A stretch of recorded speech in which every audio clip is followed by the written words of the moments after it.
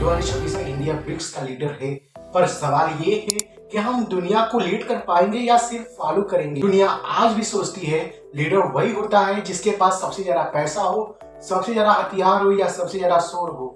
लेकिन 2026 में जब ब्रिक्स की कुर्सी भारत संभालेगा तो दुनिया एक नई बात सीखेगी। लीडर वो नहीं जो सबसे आगे खड़ा हो, लीडर वो होता है जो सबको साथ लेकर चल सके। इस बार भारत सिर्फ चेयरमैन नहीं है, ये इस बार भारत दिशा तय कर रहा है। वंदे मातरम दोस्तों, आप सभी का मेरे वीडियो में स्वागत है। आज मैं एक नया टॉपिक लाया हूँ जिसमें ये फ्रीडम का चौथा सीरीज है। आज मैं ब्रिक्स के बारे में बताऊंगा कि इंडिया कैसे चेयरमैनशिप लीड करेगा और क्या क्या चुनौतियों का सामना करेगा। चलिए वीडियो स्टार्ट करते हैं। ब्रिक्स क्या है? ब्रिक्स एक ग्रुप है इमर्जिंग इकोनॉमी का जो वर्ल्ड में एक स्टेबिलिटी पैदा करने के लिए बनाया गया है, जो तय करता है कि दुनिया में कोई भी चीज अमेरिका और यूरोप के हिसाब से ना हो, बल्कि सभी का पार्टिसिपेशन हो पूरे वर्ल्ड का, चाहे वो कंट्री वीक क्यों ना हो। ये group global security and stability का कलेक्टिव आवाज बनाने की कोशिश करता है। ब्रिक्स के कितने मेंबर हैं? पहले फाउंडिंग मेंबर के बारे में जान लिया जाता है। इसके 5 मेंबर थे, Brazil, Russia, India, China, South Africa. अब इसमें कुल 11 कंट्री जुड़ चुकी हैं।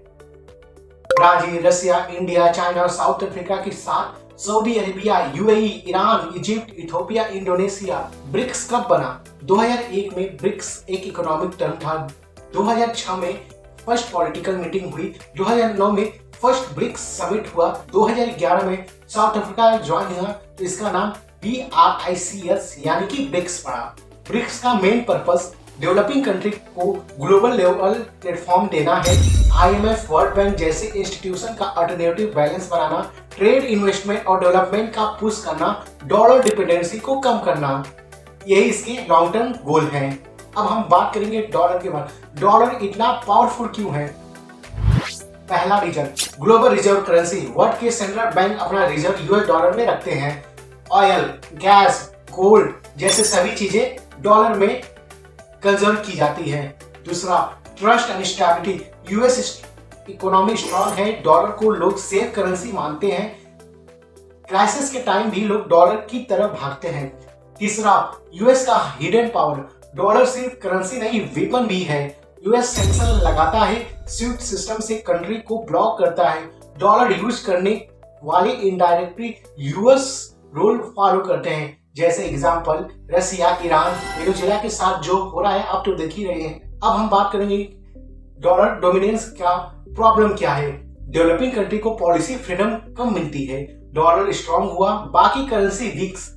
ग्लोबल क्राइसिस को बर्डन ग्लोबल साउथ उठाना है। ब्रिक्स के इंस्टीट्यूशन जैसे न्यू डेवलपमेंट बैंक बनाना, ब्रिक्स में इंफ्रास्ट्रक्चर और डेवलपमेंट प्रोजेक्ट के लिए लोन वगैरह वगैरह। वर्ल्ड बैंक का अल्टरनेटिव, इंडिया इसमें स्ट्रॉन्ग रोल प्ले करता है। दूसरा, contingent reserve arrangement CRA, financial crisis के टाइम इमरजेंसी सपोर्ट। अब हम बात करते हैं कि ब्रिक्स में डिसीजन कैसे होता है। ब्रिक्स में कोई परमानेंट बॉस नहीं है। चेयरमैनशिप रोटेशन बेसिस के हिसाब से चलता है। सब डिसीजन कॉन्सेंसस से होते हैं। ना कोई वीक कंट्री है ना कोई स्ट्रॉन्ग, सभी को बराबर हिस्सेदारी मिलती है। इंडिया के लिए ब्रिक्स क्यों इंपॉर्टेंट है? ग्लोबल साउथ लीडरशिप का चांस, चाइना के साथ बैलेंस डिप्लोमेसी, अपनी डेवलपमेंट मॉडल दुनिया को दिखाना का प्लेटफॉर्म। 2026 में इंडिया ब्रिक्स का चेयरमैन है, ये तो हमें पता चल गया। अब हम बात करेंगे कि प्रोसेस क्या है ब्रिक्स का चेयरमैनशिप लेने का। 2026 में इंडिया का लीडरशिप विजन क्या होगा? ब्रिक्स चेयरमैनशिप का प्रोसेस। सबसे पहले एक बार क्लियर कर देता हूं कि ब्रिक्स में कोई परमानेंट बॉस नहीं होता।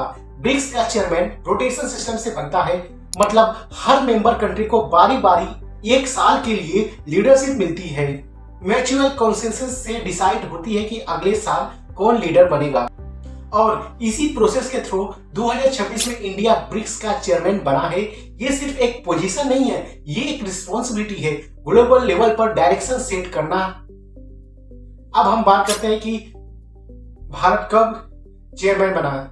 इंडिया ऑफिशियली 1 जनवरी 2026 से इंडियन ब्रिक्स चेयरमैनशिप संभाली। इंडिया ब्रिक्स को 2026 में कैसे लीड करेगा? इंडिया की लीडरशिप का स्टाइल क्लियर है। इंडिया डोमिनेंस में बिलीव नहीं करता, इंडिया बैलेंस में बिलीव करता है। अमेरिका पावर दिखाता है, चाइना प्रेशर क्रिएट करता है वर्ल्ड पर, इंडिया कॉन्सेंसस बिल्ड करता है, मतलब सबको बराबर का हक देने में मदद करता है। इंडिया हमेशा पीस की तरफ जाता है। 2026 में इंडिया ब्रिक्स को एंटी वेस्ट प्लेटफॉर्म नहीं बनाएगा, प्रो डेवलपमेंट प्लेटफॉर्म बनाएगा। इंडिया वीक इसलिए नहीं है क्योंकि वो शोर नहीं मचाता, इंडिया स्ट्रॉन्ग इसलिए है क्योंकि वो सिस्टम बनाता है। इंडिया ब्रिक्स की इश्यू पर आवाज उठाएगा, ग्लोबल साउथ की real problem, India poverty, inequality और डेवलपमेंट गैप जैसे इशू को हाईलाइट करेगा। इंडिया बोलेगा डेवलपमेंट सिर्फ जीडीपी नंबर नहीं, ह्यूमन डिग्निटी का सवाल है। दूसरा, डेवलपमेंट फाइनेंस पर इंडिया का राय, इंडिया चाहेगा कि ब्रिक्स का न्यू डेवलपमेंट बैंक हो, सिर्फ लोन देने वाला बैंक ना हो बल्कि अफोर्डेबल और ट्रांसपेरेंट फाइनेंसिंग का मॉडल बने, स्पेशली अफ्रीका और एशिया के लिए।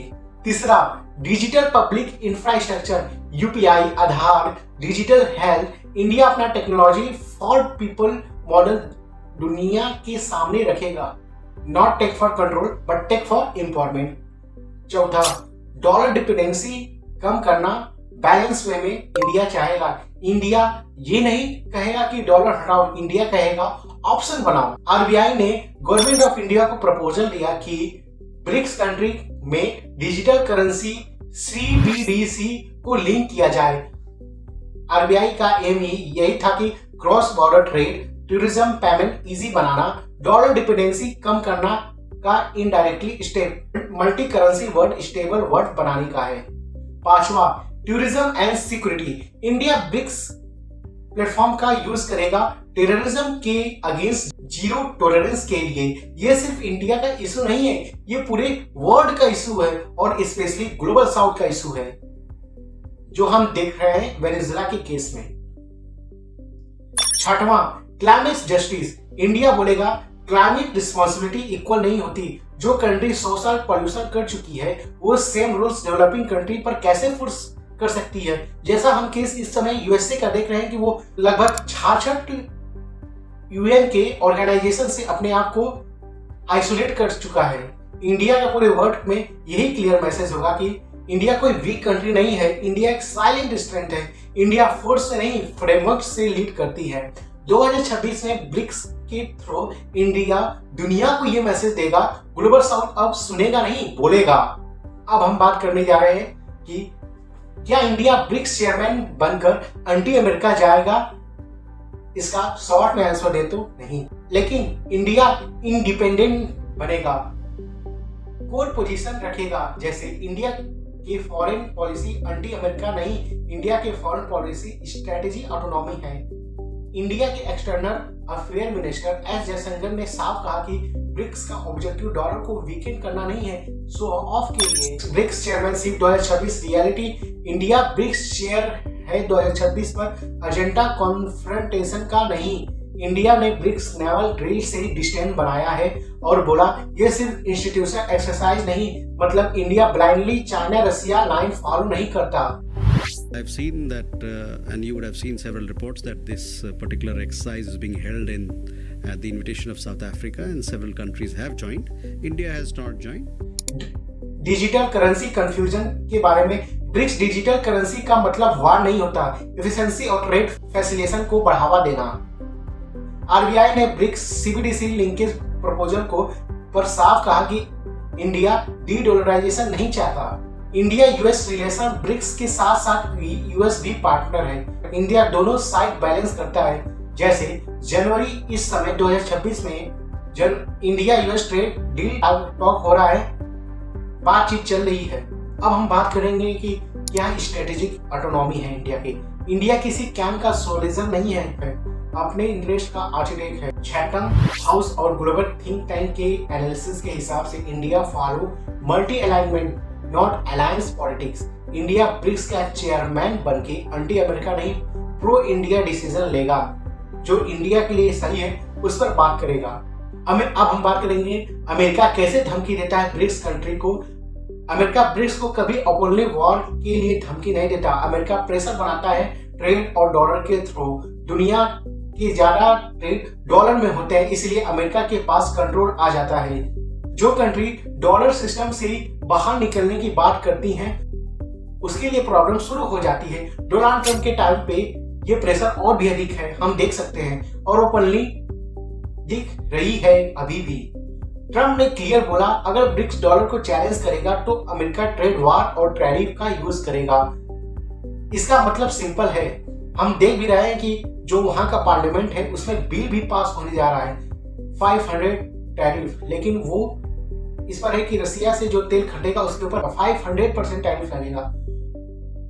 अमेरिका कहता है कि अपना माल बेचना चाहते हो तो अमेरिका के रूल्स फॉलो करना पड़ेगा। यहीं से ब्रिक्स का कॉन्सेंस शुरू होता है, क्योंकि डेवलपिंग कंट्रीज सिर्फ ट्रेड नहीं अपनी पॉलिसी फ्रीडम भी चाहती हैं। इसलिए ब्रिक्स ने ये नहीं कहा कि डॉलर को हटा दो, ब्रिक्स ने कहा कि डॉलर पे पूरी डिपेंडेंसी खत्म होनी चाहिए।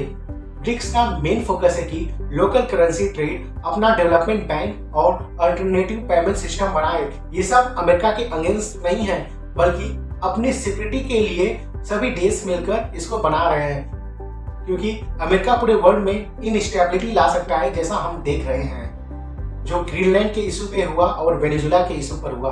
अमेरिका इसी चैलेंज समझता है, ब्रिक्स इसे इंश्योरेंस समझता है, और इसी बीच इंडिया का रोल सबसे इंपॉर्टेंट हो जाता है। इंडिया फाइट नहीं करता, इंडिया फ्रेमवर्क बनाता है। इंडिया ये मैसेज देता है कि वर्ल्ड को एक करेंसी नहीं मल्टीपल ऑप्शन चाहिए, जो बल्कि पूरी तरह सही है, पूरे वर्ल्ड में मोनोपोली ना हो। इसीलिए ये इंपॉर्टेंट होता है पूरे ब्रिक्स के सभी देश और अन्य देश लाइक यूरोपियन यूनियन मिलके एक नया सिस्टम बनाएं। अमेरिका धमकी देता है प्रेशर से, ब्रिक्स रिस्पॉन्ड देता है पेशेंस से, और इंडिया लीड करता है बैलेंस से। यही वजह है कि ब्रिक्स को इग्नोर करना मुश्किल हो गया है। मेरे वीडियो पर लास्ट तक बने रहे, आपका धन्यवाद। मेरे वीडियो को लाइक करें, सब्सक्राइब करें और अधिक लोगों में शेयर करें। मैं सदा आपका आभारी रहूंगा।